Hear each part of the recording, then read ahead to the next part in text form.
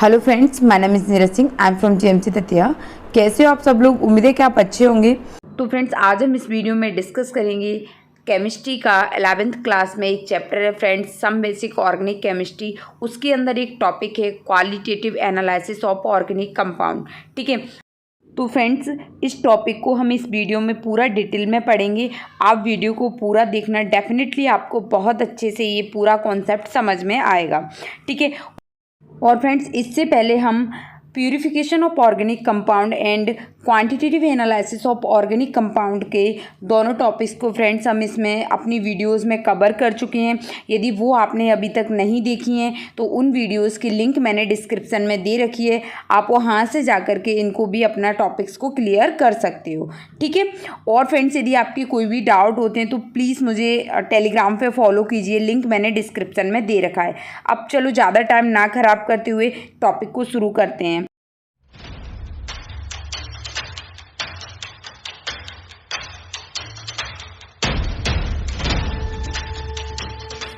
Qualitative analysis of organic compound. ठीक है, यानी किसी ऑर्गेनिक कंपाउंड के अंदर कोई एलिमेंट प्रेजेंट है, ये हम क्या बता रहे हैं, उसकी क्वालिटी। ठीक है, तो यानी हम देख कर बता रहे हैं। क्वालिटी यानी अपीयरेंस, कि आपको देखने में कौन सी चीज़ अच्छी लग रही है या वो किस तरीके की है, हम आइडेंटिफाई कर पाएँ देख करके। ठीक है, तो ये होता है फ्रेंड्स क्वालिटेटिव एनालिसिस। ठीक है, मैंने आपको बताया पिछली वीडियो में क्वांटिटी यानी वो कितनी मात्रा में प्रेजेंट है, और क्वालिटी यानी वो किस कलर का है, कैसा दिख रहा है, अच्छा या बेकार है, तो वो हुई उसकी क्या, क्वालिटी। ठीक, तो हम देखेंगे फ्रेंड्स ऑर्गेनिक कंपाउंड का क्वालिटेटिव एनालिसिस, यानी किसी ऑर्गेनिक कंपाउंड के अंदर कोई एलिमेंट यदि प्रेजेंट है तो उसका आइडेंटिफिकेशन हम किस तरीके से कर रहे हैं। ठीक है, क्या कलर प्राप्त हो रहा है, जैसे मान लो कि रेड कलर प्राप्त हो रहा है तो हम कहें उसके अंदर यार नाइट्रोजन प्रेजेंट है, या प्रिशियन ब्लू कलर प्राप्त हो रहा है तो हम कहें हाँ उसके अंदर नाइट्रोजन प्रेजेंट है। ठीक है, या कैनरी रेड कलर प्राप्त हो रहा है हमको तो कहेंगे उसके अंदर फॉस्फोरस प्रेजेंट है। तो हम डिफरेंट कलर की वजह से, या कोई प्रेसिपिटेट बन रहा है तो हम उसमें क्या बताएंगे कि हाँ ये उस ऑर्गेनिक कंपाउंड के अंदर ये वाला एलिमेंट प्रेजेंट है। ठीक, अब फ्रेंड्स अब हम चलते हैं detection of carbon and hydrogen, यानी किसी कंपाउंड के अंदर, किसी ऑर्गेनिक कंपाउंड के अंदर यदि कार्बन हाइड्रोजन प्रेजेंट हैं तो उनका डिटेक्शन हम किस तरीके से करते हैं। ठीक है, तो देखो फ्रेंड, सबसे पहले हम उस ऑर्गेनिक कंपाउंड की कॉपर ऑक्साइड से क्या कराते हैं, ये क्यूप्रिक ऑक्साइड से रिएक्शन कराते हैं, यानी उसके साथ हम उसको हीट करते हैं तो हमको क्या प्राप्त होता है फ्रेंड्स, CO2 एंड वाटर की वेपर प्राप्त होती हैं, और हमको कॉपर जो है रिड्यूस फॉर्म में प्राप्त होता है। तो अब फ्रेंड्स ये तो ठीक है, ये रिएक्शन से कंटेनर के अंदर चल रही है, बट हम कैसे देखेंगे कि यार मतलब इसके अंदर कार्बन प्रेजेंट है या हाइड्रोजन प्रेजेंट है। तो फ्रेंड्स देखो, हम इस सॉल्यूशन जो वेपर बनी है फ्रेंड्स, उनको हम कैल्शियम हाइड्रोक्साइड यानी सिलेक्ट लाइम पर क्या पास करते हैं, जिससे हमको फिर एक मिल्की कलर का कंपाउंड प्राप्त होता है जो कैल्शियम कार्बोनेट। इसको फ्रेंड्स कॉमन नेम लाइमस्टोन भी कहते हैं। ये किस कलर का होता है, मिल्की कलर का होता है। ठीक, यदि हमें मिल्की कलर का कोई भी कंपाउंड प्राप्त हो रहा है तो फ्रेंड्स हम कहेंगे कि हाँ उसके अंदर क्या है, कार्बन प्रेजेंस है। ठीक है, कि उसके अंदर कार्बन प्रेजेंट है। ठीक है, अब यदि फ्रेंड्स मान लो कि हम उस पर हाइड्रोजन को चेक करना है तो हम उसमें एनहाइड्रस कॉपर सल्फेट के ऊपर उस जो वेपर बनी है हम उनको पास करेंगे, तो जिससे हमें एक ब्लू कलर का कंपाउंड प्राप्त होगा जिसे कहते हैं ब्लू विट्रियोल। आपने नाम सुना होगा नीला तोता, फ्रेंड्स ये बहुत फेमस कंपाउंड, हम बहुत इनिशियल क्लास से पढ़ते हैं इसको, कॉपर सल्फेट .5H2O। ठीक है, तो इसे कहते हैं ब्लू विट्रियोल। क्या कहते हैं, ब्लू विट्रियोल। ठीक है, यदि हमें ब्लू कलर का विट्रियोल प्राप्त होता है तो ये बताता है कि हाँ इसके अंदर हाइड्रोजन प्रेजेंट है। ठीक है, तो ये हो गए फ्रेंड्स इस तरीके से कार्बन एंड हाइड्रोजन का डिटेक्शन। अब तो फ्रेंड्स देखो, हमने इसमें अपने ऑर्गेनिक कंपाउंड को कॉपर ऑक्साइड के साथ हीट किया तो हमको देखो वाटर वेपर प्राप्त हुई और CO2 गैस प्राप्त हुई, जिसमें देखो कॉपर सल्फेट जो है वाटर वेपर के एब्जॉर्ब कर लेता है और क्या बनाता है, ब्लू विट्रियोल बनाता है जो कि ब्लू कलर का होता है। ठीक है, फिर देखो क्विकलैम जो है कार्बन को एब्जॉर्ब कर लेता है और अपन को मिल्की कलर का सॉल्यूशन देता है। ठीक है, तो ये दोनों कार्बन और हाइड्रोजन का डिटेक्शन है। अब देखो फ्रेंड्स, एक बात याद रखना, क्वालिटेटिव एनालिसिस के अंदर जो भी जिस तरीके से रिएक्शंस हो रही हैं वो हमें एज इट इज़ ध्यान रखनी है। कोई इसके अंदर ऐसा कोई हाई फड्डू कॉन्सेप्ट नहीं है, बस चीज़ों को आपको समझना है, समझ के आपको मेमोराइज करना है कि यार ये कलर प्राप्त होता है तो हम इसको, इस एलिमेंट प्रेजेंट है इसका मतलब ये पहचान पाएंगे। ठीक है, इस ऑर्गेनिक कंपाउंड की रिएक्शन इस कंपाउंड से करा रहे हैं तो हमको ये कलर यदि प्राप्त हो रहा है तो हमारा ये एलिमेंट प्रेजेंट है। तो जस्ट लाइक आपको चीज़ें एक बार समझनी है, फिर उसके बाद आपको ये चीज़ लर्न ही करनी है, इसका कोई सॉल्यूशन नहीं है, बिल्कुल रट्टा मार है। तो आप एक बार इसको समझ लीजिए, फिर उसके बाद आप इसको याद कीजिए, कर लेना कि देखो कौन सी चीज़ से क्या प्राप्त हो रहा है, तो कौन सा एलिमेंट उसके अंदर प्रेजेंट है, ठीक है ना। और इसमें कोई ज़्यादा कॉन्सेप्ट नहीं है, 2-3 बार आप इस वीडियो को सुनना तो आपको डेफिनेटली ये चीज़ें याद हो जाएंगी, ठीक है। क्योंकि ये जो डायरेक्ट जो रिएक्शंस हैं, किसी में पीपीटी प्राप्त हो रहा है या कुछ और हो रहा है, तो हमें याद ही करने पड़ते हैं, इनका कोई ऐसा आई फंडू कॉन्सेप्ट नहीं होता है, ठीक है। तो देखो फ्रेंड्स, अब इसके अंदर हमने कार्बन एंड हाइड्रोजन समझ लिया, ठीक है। अब देखते हैं फ्रेंड्स हम डिटेक्शन ऑफ अदर एलिमेंट। तो देखो कार्बन एंड हाइड्रोजन का डिटेक्शन हमने कर लिया, अब हम अदर एलिमेंट का डिटेक्शन करते हैं। वो भी क्या फ्रेंड्स, किस टेस्ट के द्वारा? लेस्ने टेस्ट। क्या? लेस्ने टेस्ट। तो फ्रेंड्स देखो, लेस्ने टेस्ट एक पूरा कॉमन टेस्ट है, इसके द्वारा हम 4 एलिमेंटों का डिटेक्शन करते हैं, वो है nitrogen, sulphur, halogen and phosphorus, ठीक है। तो लेस्ने टेस्ट के द्वारा 4 एलिमेंट का क्या करते हैं हम? डिटेक्शन करते हैं। अब कैसे करते हैं वो हमें प्रोसेस समझना है, ठीक है। तो फ्रेंड्स हम सबसे पहले क्या करते हैं, लेस्ने सॉल्यूशन या सोडियम फ्यूजन एक्सट्रैक्ट प्रिपेयर करते हैं, ठीक। क्या बनाते हैं हम? सोडियम फ्यूजन एक्सट्रैक्ट को हम क्या करते हैं फ्रेंड्स? प्रिपेयर करते हैं। अब बात आती है हम प्रिपेयर कैसे करते हैं, ठीक है। तो आपको एज इट इज चीज़ें दिमाग में मेमोराइज रखनी है कि हाँ इसके बाद ये स्टेप करते हैं, ठीक। तो सबसे पहले फ्रेंड्स, कोई भी यदि हमारा ऑर्गेनिक कंपाउंड है जिसमें हमें ये पता करना है कि कौन सा एलिमेंट प्रेजेंट है, उसकी हम सोडियम के साथ क्या करते हैं, एक कंबक्शन दहन नलिका में उसे गर्म करते हैं, हीट करते हैं, जिससे क्या होता है फ्रेंड्स, इस ऑर्गेनिक कंपाउंड के अंदर जो भी नाइट्रोजन, सल्फर और हैलोजन और फास्फोरस प्रेजेंट है, वो फ्रेंड्स अपने और एक कोवेलेंट फॉर्म से अपनी आयनिक फॉर्म में कन्वर्ट हो जाते हैं, ठीक है। कैसे हो जाते हैं? तो फ्रेंड्स देखो, सोडियम जो है यदि उसके अंदर कार्बन नाइट्रोजन प्रेजेंट है तो इससे रिएक्शन करके NaCN बना लेता है, फिर उसके बाद में सोडियम सल्फर से रिएक्शन करके सोडियम सल्फाइड बना लेता है, हैलोजन NaX बना लेता है, और X की जगह फ्रेंड्स यहाँ पे क्लोरीन, ब्रोमीन और आयोडीन रहेगा, फ्लोरीन नहीं रहेगा, ठीक है। तो ये सारा फ्रेंड्स क्या होता है फ्रेंड्स, ये सोडियम एक्सट्रैक्ट। अब देखो क्या हुआ, ये कंपाउंड प्राप्त हुए। अब फ्रेंड्स इन कंपाउंड को हम डिस्टिल वाटर के साथ बॉयल करते हैं तो हमें एक सॉल्यूशन प्राप्त होगा, उस सॉल्यूशन को हम कहते हैं फ्रेंड्स सोडियम फ्यूजन एक्सट्रैक्ट। क्या? तो सोडियम के बने, ये जो सोडियम के बने हमारे कंपाउंड थे, उनमें क्या है, साइनाइड, सल्फाइड और हैलाइड को डिस्टिल वाटर के साथ उबालते हैं, जिससे क्या होता है, ये आयंस जो हैं वाटर में डिजॉल्व हो जाते हैं और फ्रेंड्स हमको क्या है, सोडियम फ्यूजन एक्सट्रैक्ट प्राप्त होता है, ठीक है। सोडियम फ्यूजन एक्सट्रैक्ट को हम फ्रेंड्स शॉर्ट में बोलते हैं SFE, इसी नाम से हम लिखेंगे क्योंकि पूरा इतना बड़ा हम नहीं लिखेंगे आगे, ठीक है। अब आते हैं फ्रेंड्स, क्या देखो, सोडियम फ्यूजन एक्सट्रैक्ट आपको प्राप्त हो गया, इससे चारों एलिमेंट का हम क्या करेंगे, डिटेक्शन करेंगे। तो हम कैसे क्या करेंगे आगे प्रोसेस? तो फ्रेंड्स देखो, हम इसमें सोडियम मेटल के साथ और डिस्टिल वाटर लेकर के अपने ऑर्गेनिक कंपाउंड को उसमें मिक्स करेंगे और हम सारे एलिमेंट का डिटेक्शन करने के लिए हम अपना जो है लेस्ने सॉल्यूशन प्रिपेयर करेंगे।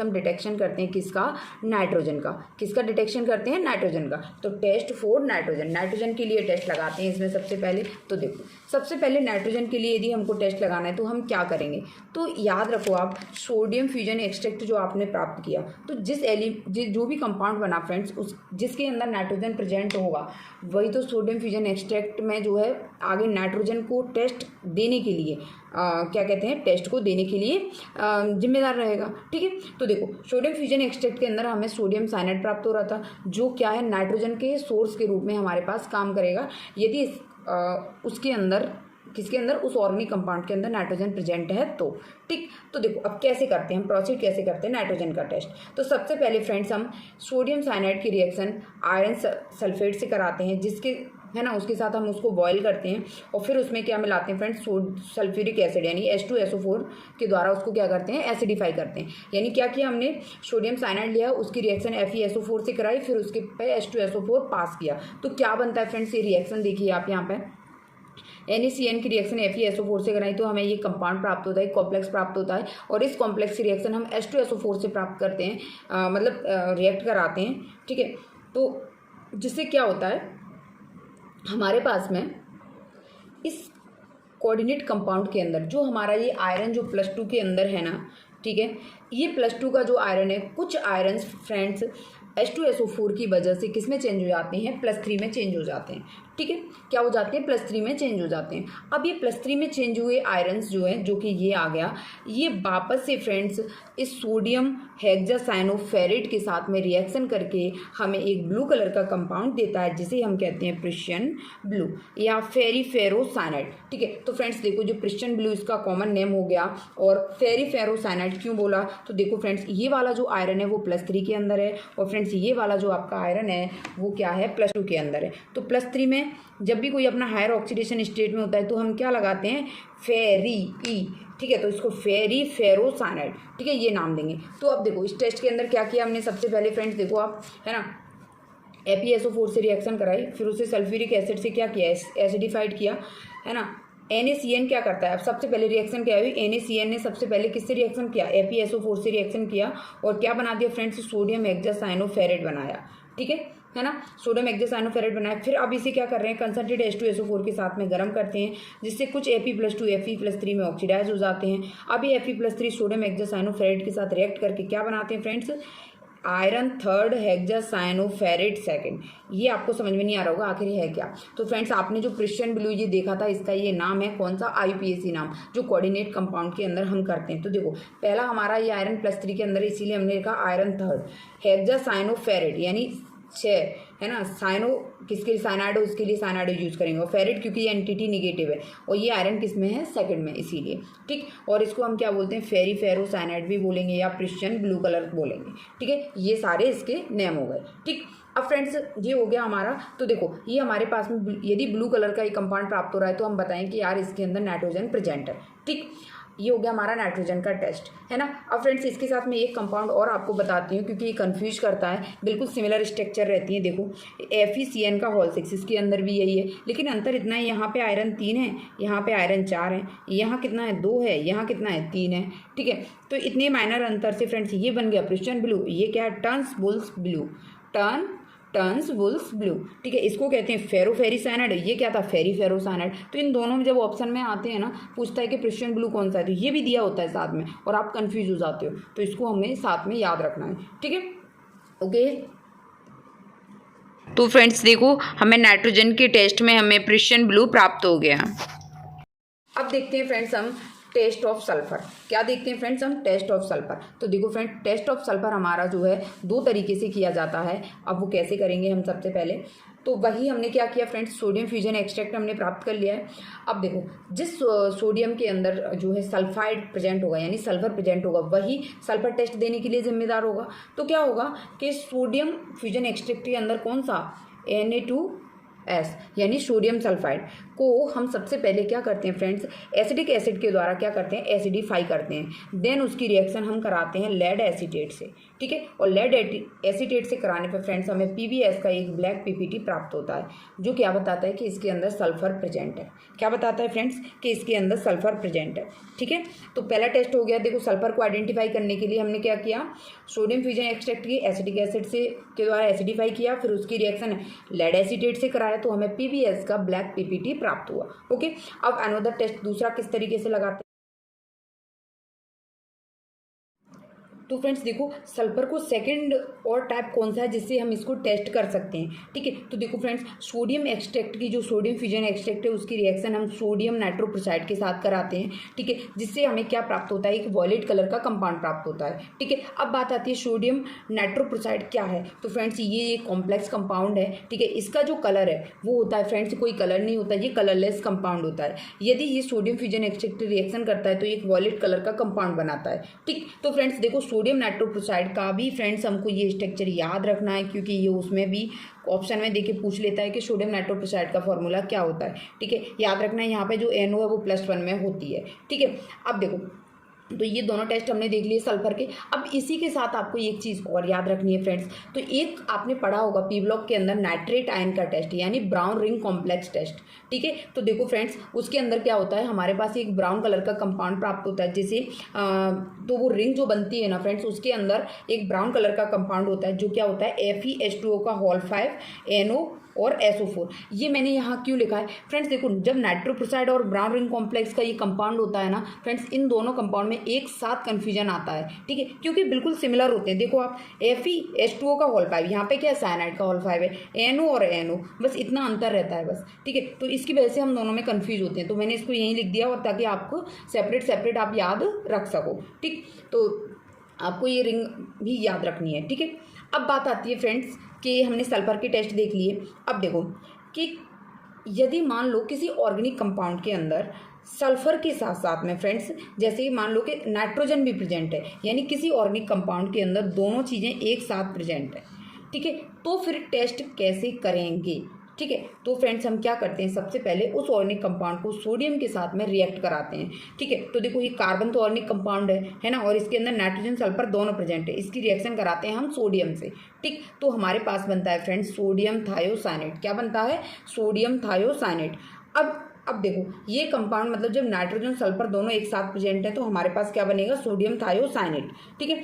अब हम इसके लिए फ्रेंड्स नाइट्रोजन का टेस्ट लगाते हैं कि यार इसके अंदर नाइट्रोजन प्रेजेंट है कि नहीं है, ठीक। तो देखो नाइट्रोजन के टेस्ट के लिए हम क्या करेंगे फ्रेंड्स कि Fe+3 जो आयन होंगे ना, वो सोडियम थायोसाइनेट के साथ में रिएक्शन करके, किसके साथ में, सोडियम थायोसाइनेट के साथ रिएक्शन करके क्या बना देंगे, हमारे पास एक रेड कलर का कंपाउंड बनाते हैं, ब्लड जैसा रेड, ठीक है। तो हम यहाँ बताते हैं कि यार इसके अंदर नाइट्रोजन प्रेजेंट है, ठीक है।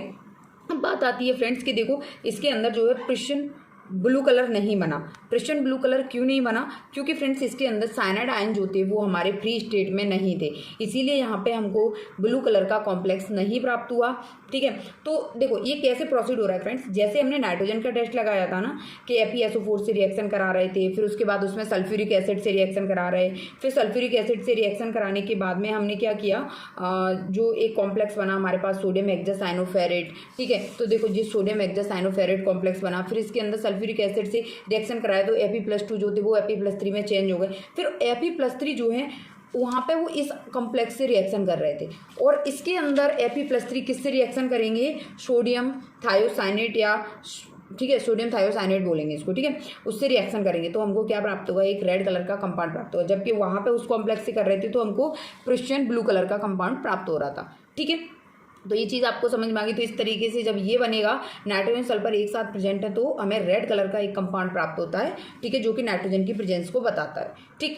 अब बात आती है फ्रेंड्स कि सोडियम थायो जो साइनेट आपका जो बना है, इसको यदि हम सोडियम की एक्सेस मात्रा के साथ में ले लें तो क्या होगा, तो फ्रेंड्स ये कुछ नहीं है, ये डिसोसिएट हो जाएगा Na2S और NaCN के अंदर, ठीक है, ये विघटित हो जाएगा। बस आपको ये बात याद रखनी है। देखो फ्रेंड्स इसमें आपको लग रहा होगा यार क्या है, कॉन्सेप्ट है, बस कोई कुछ भी कॉन्सेप्ट नहीं है और हम बोर हो रहे हैं, तो प्लीज़ ऐसा मत करना। देखो आपको सिर्फ कॉन्सेप्ट कुछ नहीं है उसमें कि इससे ये रिएक्शन होती है तो ये बनता है, इस तरीके से आपको थोड़ा सा विजुलाइज करके चीज़ों को याद रखना है, ठीक है। मैं साथ में आपको देखो इनके PPT वगैरह किस कलर के होते हैं वो भी मैं आपको दिखाती जा रही हूँ, तो आपको ये चीज़ अच्छे से समझ में आ रही होगी, ठीक है।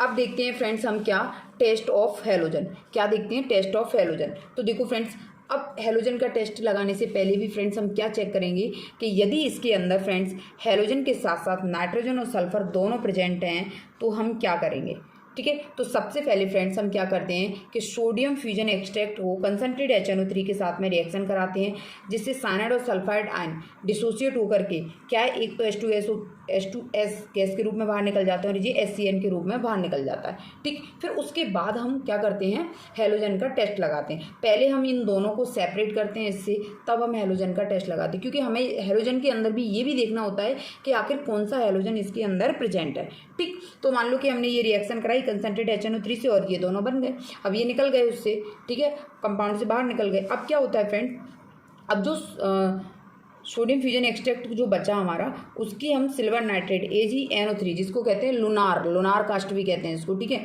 इसके साथ रिएक्शन कराते हैं, जिससे हमें AgX का क्या प्राप्त होता है फ्रेंड्स, सिल्वर के हैलाइड के PPT प्राप्त होते हैं, और फिर उसके बाद में इनको अमोनियम हाइड्रोक्साइड के द्वारा रिएक्शन कराते हैं। तो देखो अब क्या बात होती है, कैसे रिएक्शन होगी, तो देखो NaCN जो है AgNO3 से NaX माने कोई भी हैलोजन जो है AgNO3 से रिएक्शन करेगा और सिल्वर के हैलाइड बनाएगा।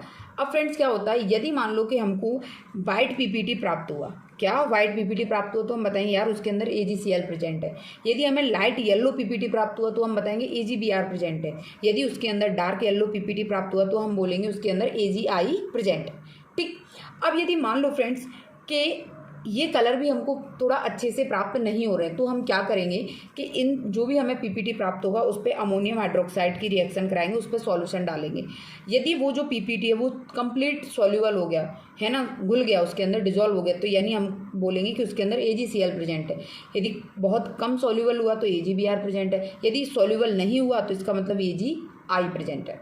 ठीक, तो इस तरीके से हम हैलोजन का अपना पूरा टेस्ट लगाते हैं। ठीक है, तो फ्रेंड्स देखो हमारी टेस्ट ट्यूब के अंदर जो वाइट पीपीटी है वो है फ्रेंड्स AgCl का, लाइट येलो पीपीटी है वो है AgBr का, और डार्क येलो पीपीटी है वो है AgI का। ओके,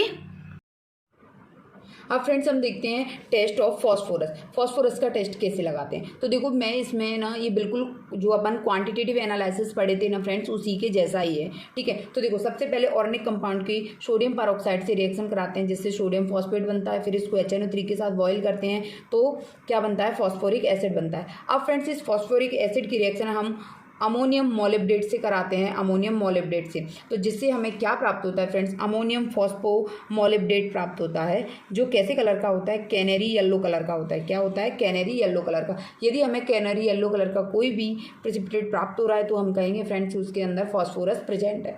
ठीक है, तो इस तरीके से फ्रेंड्स हमने फॉस्फोरस का टेस्ट देख लिया। ठीक है, तो देखो लेस्ने टेस्ट के द्वारा हम नाइट्रोजन, सल्फर, हैलोजन और फॉस्फोरस, इन चारों को हम क्या करते हैं फ्रेंड्स, देखो चारों को हम डिटेक्ट करते हैं। ठीक है, देखो हमने नाइट्रोजन देखा, फिर उसके बाद हमने सल्फर देखा, फिर हैलोजन देखा, फिर उसके बाद फॉस्फोरस देखा। ठीक है, तो ये चारों कंप्लीट हो गए। अब फ्रेंड्स देखो आपका जो है एक क्वालिटेटिव एनालिसिस का जो भी ये टॉपिक था किसके अंदर था, 11th क्लास के NCERT के अंदर दिया है। ठीक है, ये कंप्लीट हो गया। बहुत छोटी सी रिएक्शंस हैं, बहुत कम कंटेंट है, लेकिन फ्रेंड्स यदि क्वेश्चन आना होगा तो इन्हीं से आएगा, इनसे बाहर नहीं आएगा। ठीक है, तो ये हमारा टॉपिक कंप्लीट हो चुका है। तो फ्रेंड्स देखो अब क्वालिटेटिव एनालिसिस के अंदर हमने carbon, hydrogen, nitrogen, sulphur, halogen और फॉस्फोरस, ये 6 एलिमेंट का हमने क्या डिटेक्शन पढ़ा है। ठीक है, यही NCERT के अंदर दिया है आपका, तो सिर्फ आपको यही रिएक्शंस याद रखनी है क्योंकि इन्हीं के पूछने की प्रॉबिलिटी ज़्यादा है। ठीक है, तो आपको और इधर उधर कहीं कुछ भी भटकना नहीं है। और फ्रेंड्स ये जो PDF है जिससे मैंने आपको पढ़ाया है वो मैंने टेलीग्राम पे अपलोड कर दिया है, आप वहाँ से डाउनलोड कर लीजिएगा और उसका प्रिंट निकाल लेना। ठीक, और फ्रेंड्स देखो यही पूरा NCERT बेस्ड मैंने समझाया था, आप इसके बाद NCERT पढ़ोगे तो आपको बहुत ही अच्छे से समझ में आ जाएगी। ठीक है, अब फ्रेंड्स इसके बावजूद यदि आपके कोई भी डाउट है तो प्लीज़ मुझे कमेंट सेक्शन में कमेंट करना, और आप मुझे इंस्टा पे फॉलो कीजिए, लिंक मैंने डिस्क्रिप्शन में दे रखा है।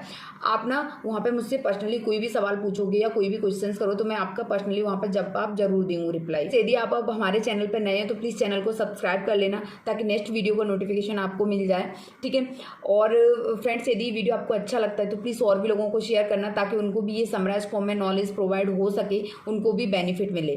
ठीक है, तो आप बच्चों अपनी पढ़ाई करते रहिए क्योंकि पेपर बहुत पास आने वाला है, कोई डिप्रेशन या कुछ भी इस तरीके का दिमाग में नहीं लाना है। ओके, चलो bye bye, take care all of you.